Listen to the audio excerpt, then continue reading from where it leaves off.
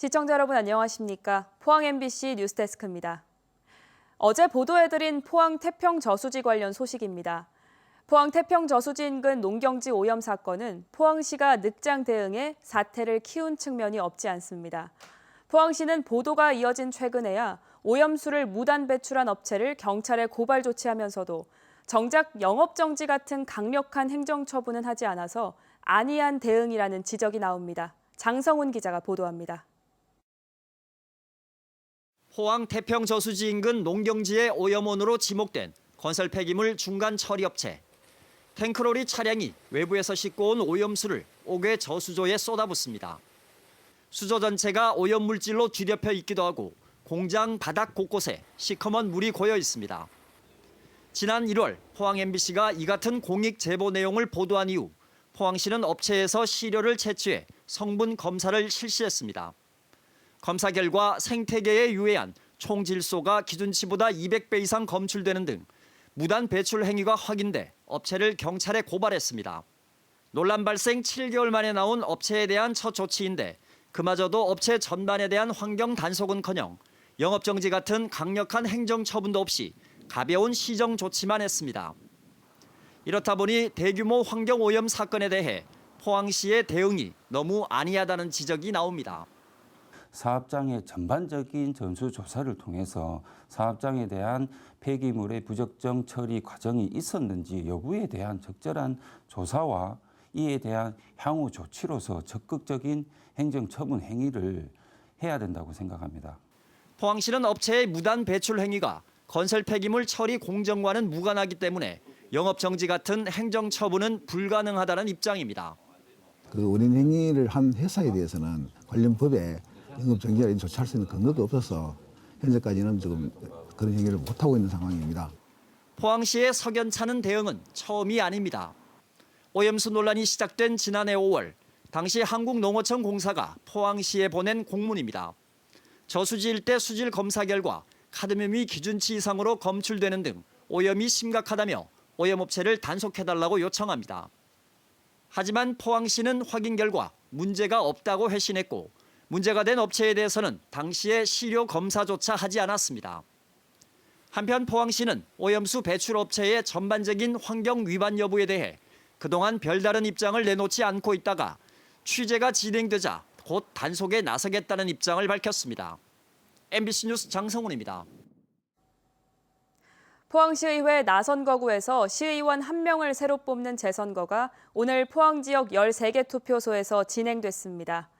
포항 신광면과 청하, 송라, 기계, 기북, 죽장면 등 6개 면지역이 선거구인 포항시의회 나선거구에서는 국민의힘 김상백, 무소속 이상도 후보가 출마해 양자 대결을 펼쳤습니다. 포항 나선거구의 총 선거인은 18,179명이고 사전 투표율은 17.76%를 기록했습니다. 선관위는 50% 전후의 투표율을 예상하고 있으며 개표 결과는 밤 11시쯤 나올 걸로 보입니다. 월성원전 2호기 예비 디젤 발전기가 자동으로 운전되는 사건이 발생해 원자력안전위원회가 원인 파악에 나섰습니다. 원안위는 오늘 한수원으로부터 월성 2호기 비상 디젤 발전기 2대 중 1대가 자동 기동됐다는 보고를 받고 한국원자력안전기술원 전문가로 구성된 조사단을 파견했습니다. 현재 월성 2호기는 계획 예방 정비 중으로 원자로가 정지돼 있고 안정 상태를 유지하고 있다고 원안위는 밝혔습니다. 경주시가 철도 운행이 중단된 폐역사와 부지 중 규모가 적은 9곳에 대해서 구간별 콘텐츠 개발에 들어갑니다. 전체 투자비가 300억 원 정도로 적고 3년 이내에 추진될 수 있기 때문인데요. 개발에 앞서 추진한 용역 결과에서도 경제적 타당성이 높은 걸로 나타났습니다. 임재국 기자입니다. 경주를 지나는 동해 남부선과 중앙선 철도 운행이 지난 2021년 모두 중단됐습니다. 중단 이후 남은 철도 길이가 80.3km, 폐역사가 17개, 유휴 부지는 200여만 제곱미터에 이릅니다. 이 중에 규모가 적은 폐역사와 부지 9곳에 대해 구간별 콘텐츠 개발에 들어갑니다. 종합개발계획 수립에는 많은 예산과 긴 시간이 필요하기 때문입니다. 막대한 재정과 시간적 소요가 걸리기 때문에 그 시민들의 기대감이라든지 아니면은 궁금증만 더 유발되고 있는 상황에서 다만 먼저 선제적으로 선도 사업의 어떤 성격으로 먼저 개발하고자 했으며 개발에 앞서 경주시가 7개 소규모 폐역사와 폐철교, 폐터널 등 9곳을 대상으로 용역을 추진했는데 사업 타당성이 높은 것으로 나타났습니다. 구간별 콘텐츠는 테마공원과 자전거 그린웨이, 형산강 철교길 등 주변 지역의 각종 자원과 연계한 사업이 많았습니다. 개발 우선순위는 시내 권역과 가까운 나원역과 폐터널이 높았고 양자동역과 폐철교, 사방역은 주민 만족도가 높은 것으로 분석됐습니다. 이제 형산강을 끼고 있는 나원역이라든지 모하역, 모량역, 동방역 이렇게 한 4가지 역사가 각각 이제 굉장히 유동 인구도 많고 그리고 이제 지나다니는 차량의 어떤 교통량도 많아서 그 해당 지역은 충분히 타당한 것으로 이제 분석이 되었고 특히 소규모 폐철도 개발에는 300억 원 정도로 투자 규모가 적고 3년 이내에 추진할 수 있어 경제적인 파급 효과도 투자 대비 3배 정도 많은 것으로 분석됐습니다. 경주시는 용역 결과를 바탕으로 민간 자본 유치나 소규모 공공개발을 통해 본격적인 개발에 들어갈 예정입니다. 한편 경주역과 서경주역 등 대규모 폐철도 예정 부지에 대한 종합개발계획 용역도 마무리 단계에 접어들었습니다. MBC 뉴스 임재욱입니다. 포항시의회가 포스코 정비 자회사 설립과 관련해 지역 소상공인, 협력사 보호 등 지역사회와의 상생 협력을 촉구했습니다.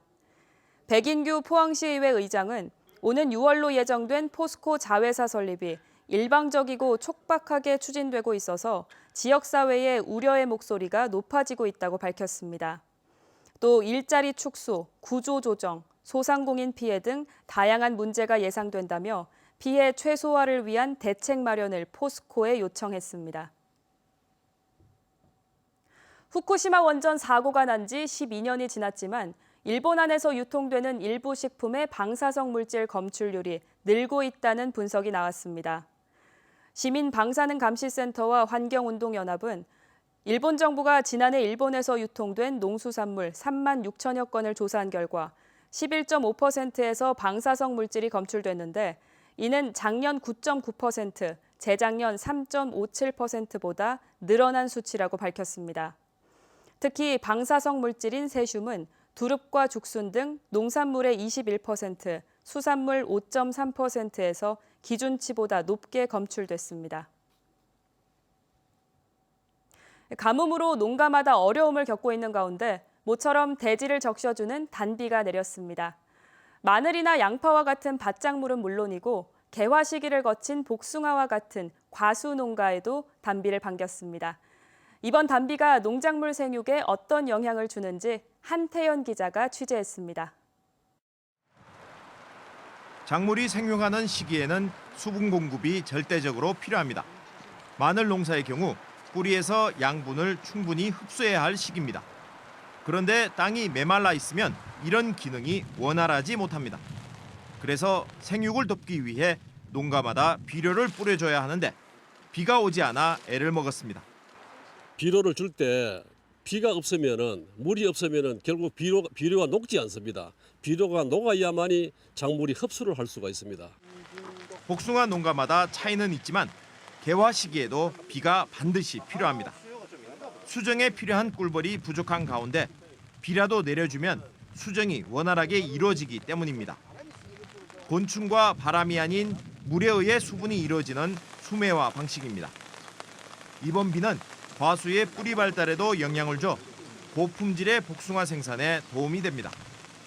농작물 생육에 절대적으로 필요한 3월에 청도에 내린 강수량은 40mm입니다. 평균 강수량 79.5mm의 절반 수준입니다. 충분하지는 않아도 이번 비가 더 반가울 수밖에 없는 이유입니다.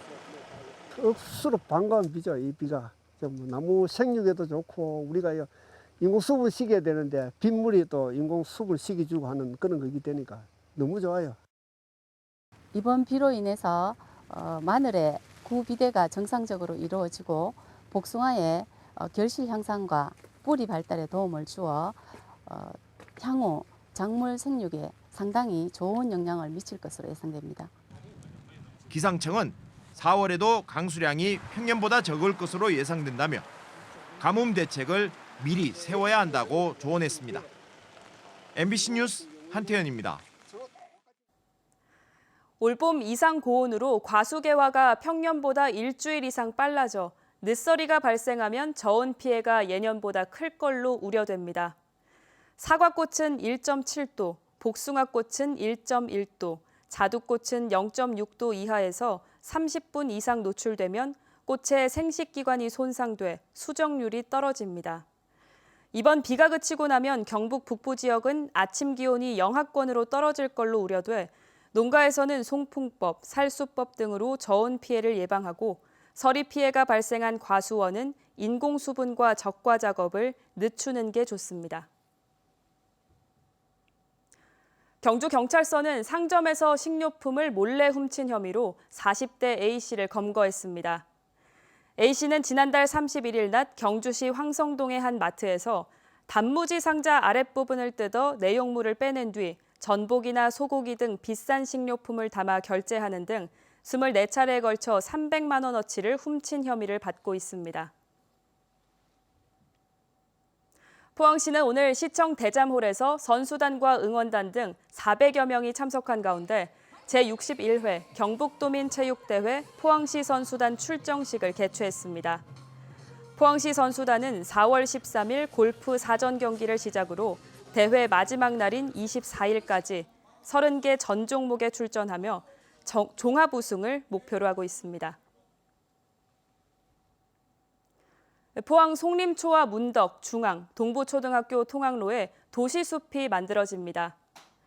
포항시는 산림청이 주관하는 자녀안심 그린숲 조성사업 공모에 4개 학교가 선정돼 어린이들의 등하굣길이 더욱 안전하고 쾌적하게 변신할 것이라고 밝혔습니다. 시는 지난해에도 형산초와 인덕초 등 지역 4개 초등학교에 자녀안심 그린숲을 조성했습니다. 포항시와 경주시, 대구 수성구와 중남구 등 전국 11곳이 미분양 관리 지역으로 재지정됐습니다. 주택도시보증공사는 지난 2월 말 미분양 관리 지역 지정 기준을 기존의 500가구 이상 미분양에서 1000가구 이상으로 요건을 까다롭게 했습니다. 하지만 이들 지역이 미분양 관리 지역으로 재지정된 건 그만큼 미분양 물량이 많아 주택시장에 부담이 되고 있기 때문입니다. 포항시는 상하수도 요금이 장기간 체납된 빈집이나 폐가에 대해서 단수 처분을 하기로 했습니다. 빈집의 경우 수도관 노후화로 누수 현상이 생겨 수돗물이 낭비되고 나중에 수도 요금이 과다하게 청구되는 사례도 발생하고 있습니다.